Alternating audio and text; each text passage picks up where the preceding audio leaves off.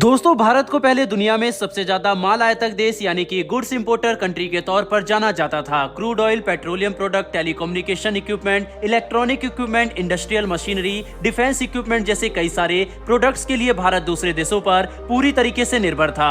भारत की निर्भरता लंबे समय तक विदेशों पर बनी हुई थी, लेकिन कहते हैं ना, वक्त बदलते समय नहीं लगता।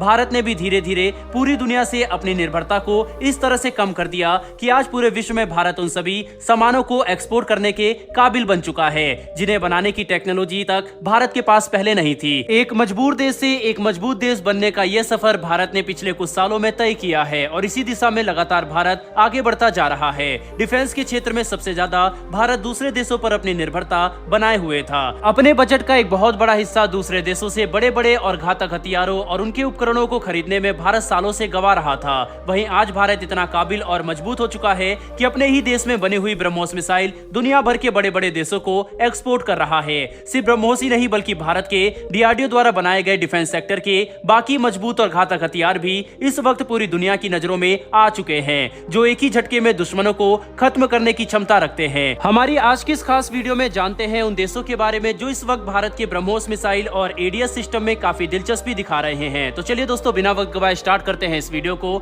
लेकिन उससे पहले अगर आप हमारे चैनल पर पहली बार आए हैं तो चैनल को सब्सक्राइब कर बेल नोटिफिकेशन अवश्य दबा लें, जिससे डिफेंस से जुड़ी ऐसी डेली वीडियो आप तक सबसे पहले पहुंच सके। दरअसल दोस्तों, कुछ वक्त पहले फिलीपींस के साथ भारत ने अपने ब्रह्मोस हथियार को लेकर एक बहुत बड़ी डील साइन की थी, जिसके बाद कई और देश ब्रह्मोस की डील को लेकर काफी इंटरेस्टेड नजर आ रहे थे और लगातार भारत के साथ बातचीत भी कर रहे थे। वहीं हाल ही में भारत पहुंचे वियतनाम के डिफेंस मिनिस्टर ब्रह्मोस मिसाइल को लेकर भारत के रक्षा मंत्री राजनाथ सिंह से बातचीत करने वाले हैं। उम्मीद की जा रही है कि ब्रह्मोस मिसाइल फिलीपींस के बाद अब वियतनाम को एक्सपोर्ट की जा सकती है। कुछ वक्त पहले ही वियतनाम के डिप्टी सेक्रेटरी भारतीय दौरे पर आए हैं और जिस डील को लेकर फिलहाल बात हो रही है, इसको लेकर प्रधानमंत्री नरेंद्र मोदी और वियतनाम के प्रधानमंत्री के बीच में भी G7 समिट के दौरान बातचीत पहले हो चुकी है। हिरोशिमा में जब G7 समिट ऑर्गेनाइज हुआ था, उस दौरान भारत के साथ कई सारे देशों ने एक सेपरेट मीटिंग की थी, जिनमें से एक देश वियतनाम भी था। उसी दौरान इस ब्रह्मोस मिसाइल को लेकर एक बड़ी बातचीत दोनों देशों के बीच में हुई थी। रक्षा क्षेत्र के अलावा भी दोनों देशों के प्रधानमंत्रियों ने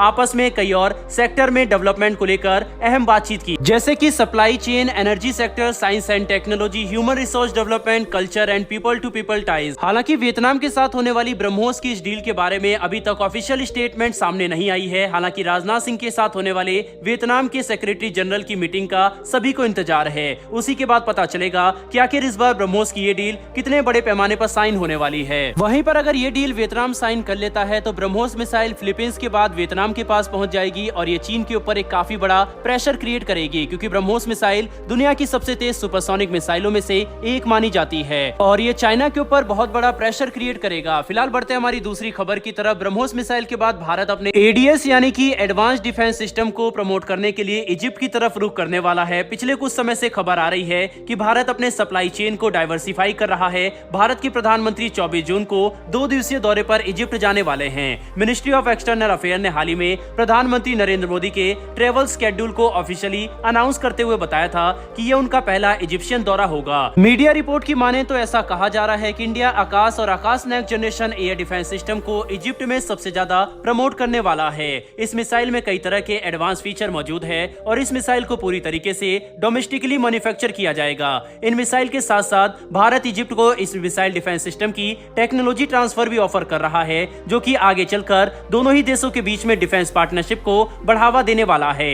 एरियल सिस्टम की बात करें तो भारत ने LCA तेजस ट्रेनर एयरक्राफ्ट का प्रपोजल इजिप्ट को दिया है, क्योंकि इजिप्ट की रिक्वायरमेंट है लाइट कॉम्बैट एयरक्राफ्ट ट्रेनर और भारत का तेजस इसके लिए एक परफेक्ट ऑप्शन बनकर सामने आता है। भारत के इन प्रपोजल के अलावा इजिप्ट ने India develop smart and airfield weapon, जिसे 100 भी कहा जाता है, उसे खरीदने में भी अपना इंटरेस्ट दिखाया है। फिलहाल ये दावा किया जा रहा है कि भारत का इंडिजिनसली डिजाइन किया हुआ स्मार्ट एंड एयरफील्ड वेपन खरीद सकता है, क्योंकि एक प्रिसीजन गाइडेड ग्लाइड बॉम्ब की तरह काम करता है, जिसकी खासियत है सामने खड़े टारगेट के ऊपर बहुत ही इफेक्टिवली नजर रख सकता है और उनके एयरफील्ड एसेट्स को न्यूट्रलाइज भी कर सकता है। ऐसे में दोस्तों, भारत के defence technology and made in India advance defence system का इस तरह से वर्ल्ड लेवल पर प्रमोशन होना और दूसरे बड़े देशों का इसको खरीदने में इंटरेस्ट दिखाना भारत की कुशलता और सफलता का एक बहुत बड़ा प्रमाण है। बहरहाल दोस्तों, इस वीडियो में इतना ही। इस विषय पर आपकी क्या राय है कमेंट बॉक्स में लिखकर जरूर बताइएगा। साथ ही डिफेंस और वर्ल्ड अफेयर से जुड़ी ऐसी डेली वीडियो के लिए चैनल को सब्सक्राइब कर बेल नोटिफिकेशन अवश्य दबा लें। फिर मिलेंगे ऐसी एक नई वीडियो के साथ। धन्यवाद। जय हिंद।